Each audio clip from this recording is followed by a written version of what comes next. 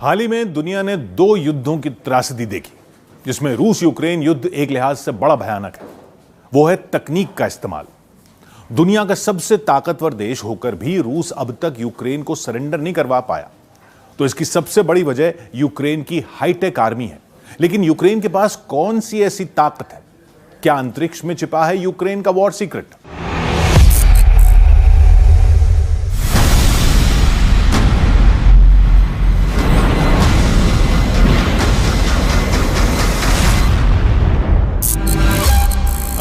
दिसंबर 2024, Moscow, रूस। Kremlin में एक अपार्टमेंट का गेट खुला। तस्वीर में दो लोग दिखे। वो चंद कदम चले और फिर धमाका हो गया। धमाका ऐसा जिससे पूरा रूस दहल गया। बम विस्फोट में रूस के परमाणु हथियारों के चीफ और प्रेसिडेंट पुतिन के सबसे भरोसेमंद जनरल की मौत हो गई।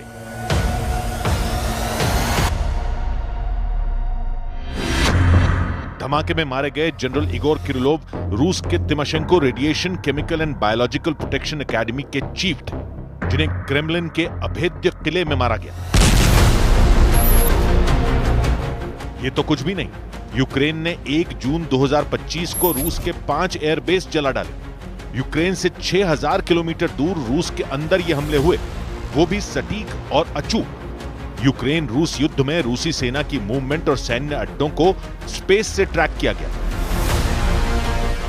रूस ने आरोप लगाया कि अमेरिका की मदद से ही यह मुमकिन है, क्योंकि सैटेलाइट इमेजरी की ताकत दुनिया के बहुत कम देशों की सेनाओं के पास है। क्या भारतीय सेना के पास यह ताकत है? जवाब है हां। भारतीय सेना के पास उपग्रहों का एक बेड़ा है, कार्टोसैट कहते हैं। कार्टोसैट 3 सैटेलाइट दुनिया के सबसे ताकतवर कैमरों से लैस है। आज की तारीख में भारत को स्पेस में वर्ल्ड लीडर माना जाता है। पीएम मोदी ने लाल किले की प्राचीर से भी अंतरिक्ष क्षेत्र में किए सुधार को देश को बताया। मंगलयान से लेकर के भारत के वैज्ञानिकों ने जो अपने ताकत का परिचय करवाया है, अब हम मानव सहित गगनयान लेकर के चलेंगे। 4, 3, 2, 1। भारतीय अंतरिक्ष अनुसंधान संगठन के कीर्तिमान को कौन नहीं जानता। इसरो ने पहली बार 2 छोटे सैटेलाइट्स को अंतरिक्ष में करीब लाकर डॉकिंग यानी जोड़ने का अचंभा भी कर दिखाया है। अंतरिक्ष में ऐसा करने वाला भारत दुनिया का चौथा देश है। 25 जून 2025 अंतरिक्ष में भारत के नाम दर्ज इतिहास के लिए याद किया जाएगा। इसी दिन भारत के Shubhanshu Shukla international space station पहुंचे। राकेश शर्मा के बाद शुभांशु ऐसे दूसरे भारतीय हैं जिन्होंने अंतरिक्ष में एंट्री की। शुभांशु एक्सियम 4 मिशन के पायलट बने। इंडियन एयरफोर्स के फाइटर पायलट ने स्पेस से भारत का जयघोष किया।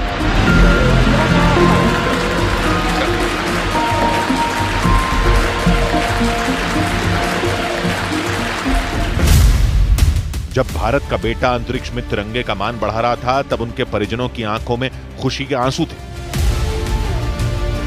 पूरा देश शुभांशु की साहसी उड़ान का साक्षात्कार कर रहा था।